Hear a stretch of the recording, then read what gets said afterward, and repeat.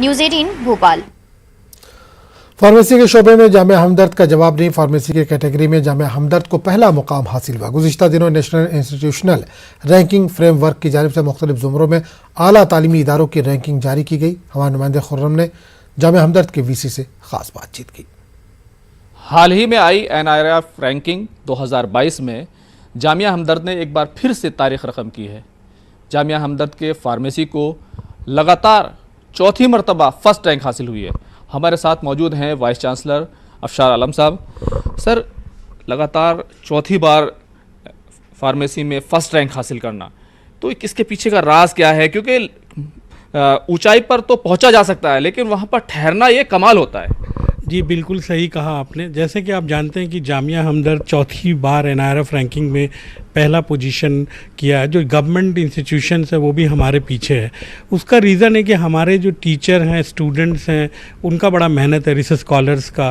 क्योंकि जब फार्मेसी में हमारे यहाँ बहुत सारे कॉरपोरेट से हमारा टाई अप है। हमारे रिसर्च पब्लिकेशंस आला दर्जा का है जो हिंदुस्तान में कहीं नहीं पब्लिश होता है।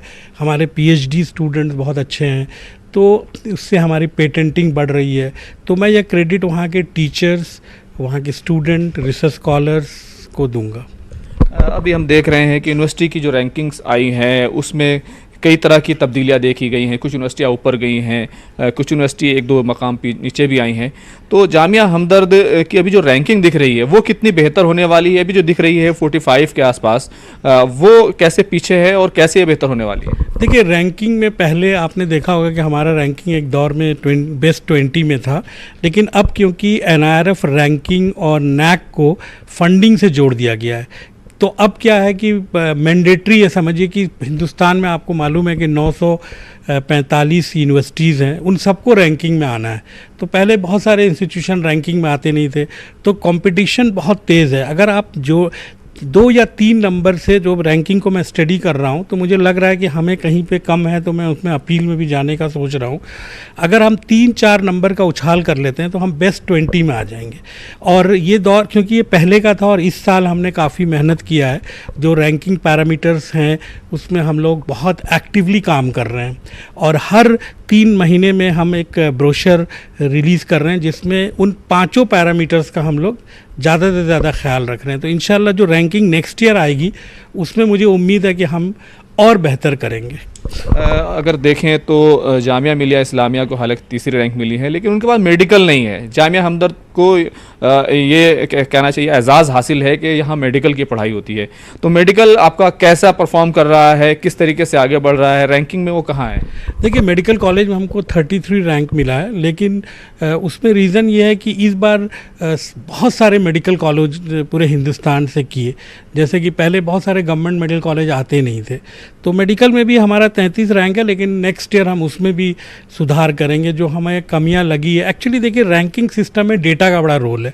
तो अब यह है कि हम टीचर्स को, स्टूडेंट्स को, और हमने काफ़ी ई-गवर्नेंस को हम ला रहे हैं, तो हम डेटा पे बहुत ध्यान दे रहे हैं। क्योंकि अब जो है कि डेटा ही आपका बहुत इम्पॉर्टेंट है। देखिए, हमारे यहाँ टीचर्स बहुत काम करते हैं, लेकिन जब डेटा मांगो तो देंगे नहीं।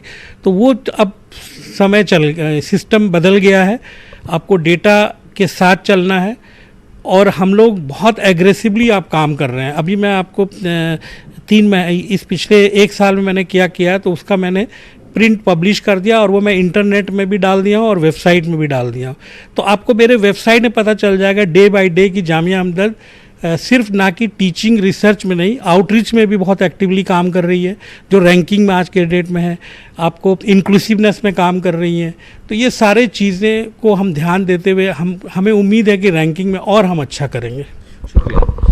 ये थे जामिया हमदर्द के वाइस चांसलर, जिन्होंने उम्मीद जताई है कि और बेहतर आने वाले सालों में रैंकिंग होगी, और जामिया हमदर्द जो कई दूसरे मैदान हैं, जो कई दूसरे डिपार्टमेंट्स हैं, उनमें भी और बेहतर मुजाहरा करेगा। कैमरामैन फिरोज वानी के साथ खुर्रम शहजाद, न्यूज़ 18 दिल्ली।